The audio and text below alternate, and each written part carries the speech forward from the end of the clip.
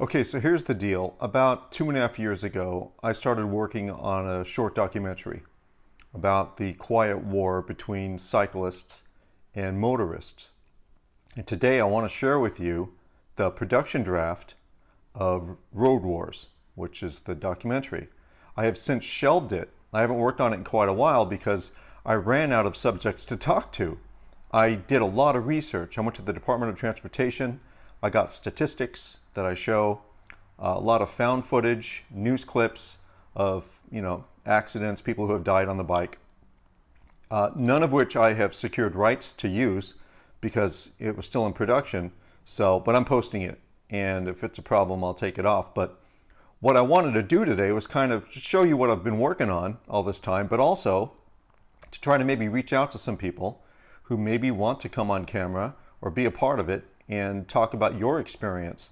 There are a couple interviews that I did, one of which is in the documentary. The other one was temporarily shelved for a number of reasons. But I reached out to a lot of people. I went to bike clubs. I went to bike shops. I went on the internet, Facebook, Twitter, this nice letter I wrote, my business cards, and people showed interest. And some looked pretty promising, people who had been in accidents. One guy, his uncle died, got hit by a car and died, and they wanted to talk, but for whatever reason, after a couple phone calls, it failed. And I don't know if it was litigation or if maybe they simply didn't want to come on camera. For whatever reason, I understand. I'm not going to push people to do this. But what I wanted to do is ask any of you who maybe have had an experience that would like to add a little bit to this and have you be a part of it. That would be great. If you're in Southern California, I can come to you, we can film it. If maybe you want to be on Skype, if you're across the country, or maybe you don't want to do it in person, or FaceTime, anything. I just think it would be really good to have people to talk to and get some experiences from people who have dealt with this. It is an ongoing issue. It's not something that's going to go away, but I think it would be nice if we found a little bit of common ground. I mean, look, we're all behind the wheel at some point, and 25 pounds of carbon fiber cannot compete with 2 tons of steel. You're going to die. You're going to get hurt. And I'm not taking sides in this. Cyclists can be assholes. Motorists can be assholes. And this thing ends with a pretty long clip, and then it just kind of abruptly stops, and then I roll some credits. And that's not how this thing's going to end, but that's how it ends right now because that's all I have. And you'll notice the stats that I have are a couple years old. Actually, I think they're 4 years old now, so that'll need to be redone. This may never see the light of day, but I wanted to reach out a little bit, and if anyone was interested, my email address is at the end of this thing. You can, message me and we can talk it out. Listen, we don't live in Copenhagen, okay? We can't just let's get rid of cars and just ride bikes everywhere. That would be great. I think it would be great for the earth. It'd be great for our health, but that's not sensible and it's certainly not realistic. But it would be great if we could find a little common ground here and just be nicer to each other. I know a lot of cyclists that disobey traffic laws. They run through stop signs, they run through red lights, they don't signal before they change, they cut in front of cars, and then they get hit, and then guess who gets blamed? The motorist. And then I know motorists who just don't like guys on bikes. They don't like to see, people riding around in their underwear. They think we're a bunch of pussies, which is far from the truth. It's a dangerous thing sometimes. Every time I go on a ride, my wife tells me before I leave, be careful. And I'm always careful. I'm always cautious. I've had a couple of incidents in the past, nothing too serious, and none of which I thought was my fault. I'm in the bike lane, a guy just kind of swerves in, try to hit me. I've had ICs thrown at me, Cokes. People just don't like us. Some people don't like us for whatever reason. And I can't change that. And frankly, I don't give a shit if they don't like me or not. I'm on my bike, I'm trying to do something cool and enjoy myself. Like me or don't like me, I don't really care. But at the end of this, this guy gets under a motorist's skin and it gets nasty. So again, if you're interested in being a part of this, it'd be great. If not, wonderful. If this thing doesn't go anywhere, at least I shared at least what I had. So this is the production draft of Road Wars, and I will see you next time.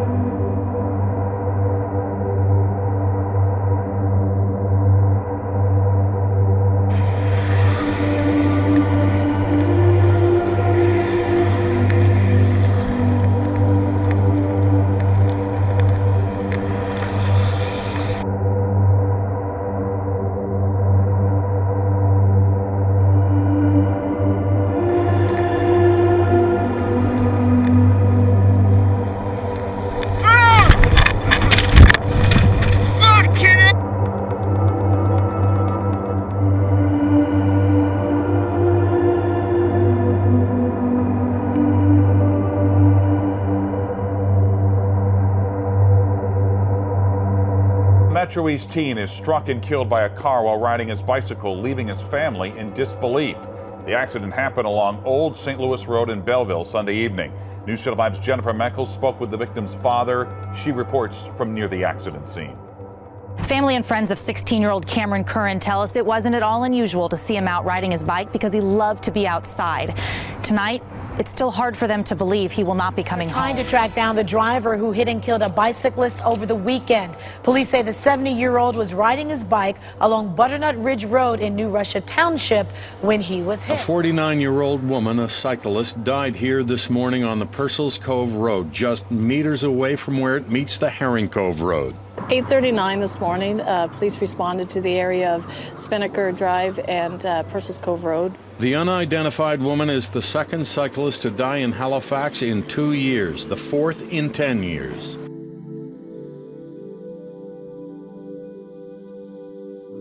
Cycling deaths have been on the rise nationwide steadily for years. News reports of cycling accidents involving motor vehicles are happening so frequently now, it's almost impossible to avoid hearing about one. And one of the largest increases in fatalities is happening in my own state of California, where more than 330 people died while on their bikes between 2010 and 2012. In the United States alone, bicyclist deaths increased by 16% from 621 in 2010 to 680 in 2011 and 722 in 2012. In 1975, adults over 20 comprised 21% of all total bicyclist fatalities. In 2012, that rose to 84%. When you compare this to other motor vehicle fatalities, which increased by 1% during the same time period, it doesn't take a rocket scientist to realize that something's up. Every year since 1975, cycling deaths have comprised 2% of all motor vehicle deaths nationwide. According to the Governor's Highway Safety Association, this is partly due to the increase in cyclists on the road. More people than ever are using their bikes to commute to work, run their errands, or simply enjoy the outdoors. With the rising price of gas and the sudden urge to get fit, who can blame them? After all, being on a bike is one of the most enjoyable things you can do with your time. If you don't believe me, ask any child who owns one. But is that it? More cyclists means more deaths? What other reasons are behind this sudden increase in fatalities? Turns out, the study also showed that over 2/3 of the cyclists who died in 2012 weren't wearing a helmet. Oops. The study also showed that over a quarter of the cyclists killed had been drinking. Again, oops. In the 20+ years that I've been a road cyclist, I've had a few close calls during my time on a bike. And while I've been lucky enough to actually avoid a collision, I had to ask myself, why is this happening, and how can we stop it? Maybe we need more awareness, more understanding, and more respect for each other on the road, because this share the road concept seems to have gotten lost, and we need to find it. I try and stay on the bike trails as much as I possibly can. Just because that eliminates the risk of a possible encounter with a car altogether, which is the safest thing you can do. The next safest thing is riding on roads that have a nice wide bike lane, that's clearly marked. And then, the least favorite thing for me to do is ride on roads with no bike lane. So that's always scary. Yeah, so I've had several experiences with cars. I haven't been actually hit, like where I've been injured hit before, but I've had physical interactions with cars in the past. And they've all been of the type where the car driver was just, I think, either negligent and not really paying attention, or intentionally trying to scoot by me or race past me, to make a turn, thinking that they had more time than they did, or thinking that it's a cyclist, I don't care, he'll brake so I can get through. And the classic thing is you're riding down the road and a car zips by you to make a right turn into a turnoff or something like that, and they think that they've gotten by you far enough to then make the turn where there's enough clearance, and there really isn't. And so I've had to slam on my brakes numerous times in those instances. And one time they were so slow making the turn and I didn't have enough time to stop. I actually did run into their car and kind of clumsily shoulder along it, and luckily I didn't fall down, but I had to get off my bike in order to stop myself from falling. And then then the other thing has been cars coming out onto the main road that I'm on and making a left turn and just blatantly looking at me and thinking, okay, there's a cyclist coming down, I see him, but I've got enough time to make it. And they jam out thinking they've got to, and you have to slam on your brakes. But cars do that to other cars too. That's just bad driving. Those have been most of the instances I've had where I've come really close to an accident with a car or actually brushed up against them. There have been a couple of instances where cars just intentionally buzzed me. Somebody going by and I'm on the road and they've intentionally veered off to almost clip my handlebars, and they know what they're doing because usually they flip me the bird at the same time for no reason. I haven't done anything to them. I've been on a long straight road for miles sometimes at a time. There was no chance of me cutting them off at some point in the past. They just don't like road cyclists. Those are the scariest ones to me.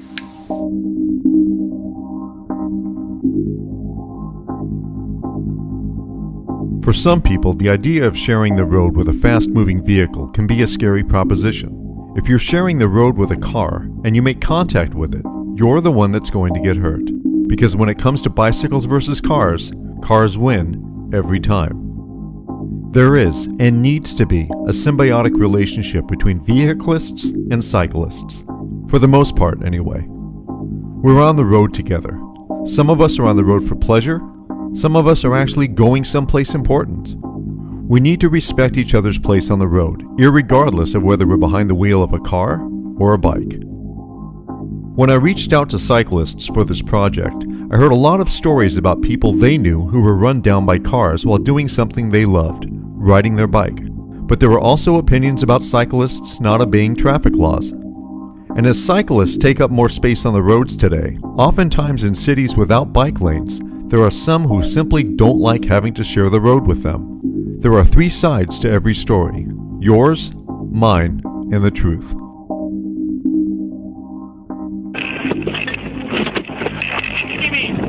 Get off the road. Get off the road.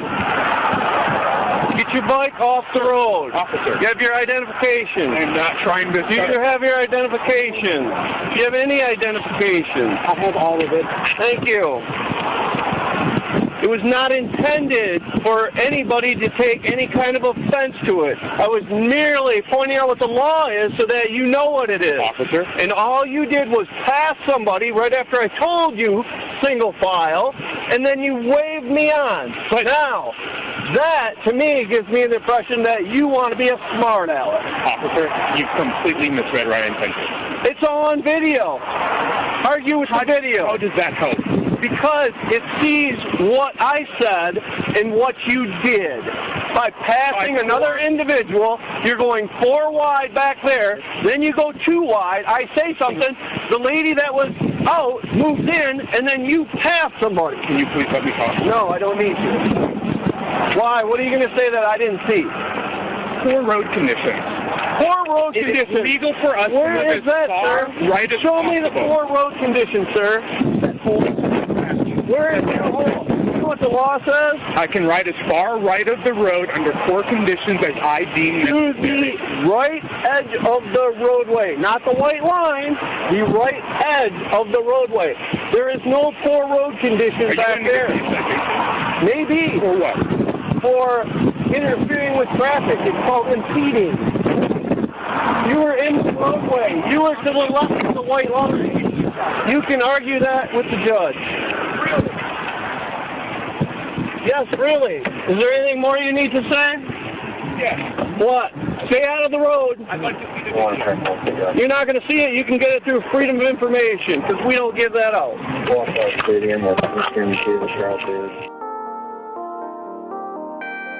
That cyclist wasn't breaking the law. He had just as much of a right to be on the road as the cars did that day. But the misunderstanding people have about the share the road concept can be astounding. What went through the officer's mind that day? Did he not know that cyclists have the right to leave the bike lane when it's deemed safe to do so? Bike laws vary from state to state, but one thing is certain: we all have a right to be out there, and cyclists certainly have to know their place, because 40 pounds of carbon fiber and aluminum is no match for 2 tons of steel traveling at twice the speed. But some cyclists continue to push the boundaries. If drivers of cars can find themselves in fits of rage against other drivers, imagine how they feel towards cyclists when they're having a really bad day.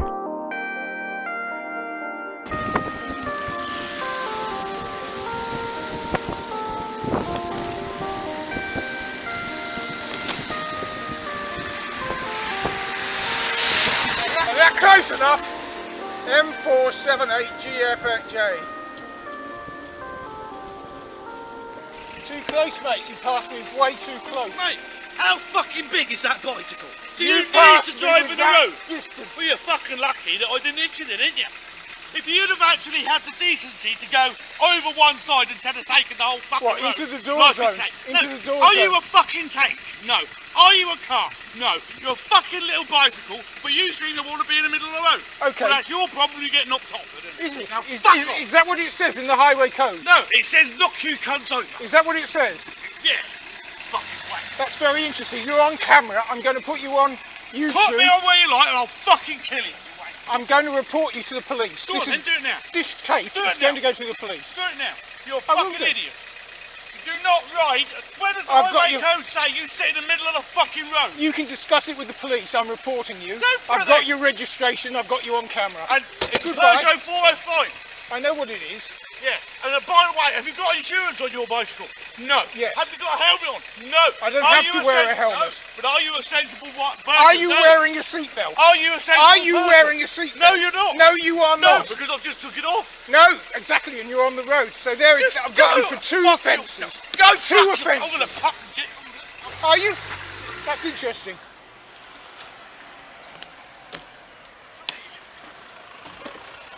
You're on camera. Take your fucking You're on camera. Excuse me. Would you like that broken? Would you like it broken? No, don't touch it. Would you like it broken? Right, well get a fucking life or I'm gonna sort you out and your fucking camera. Sad little cunt. Yep, Why don't you get a car? I've got a car. Have you? You probably get banned from it. Drive.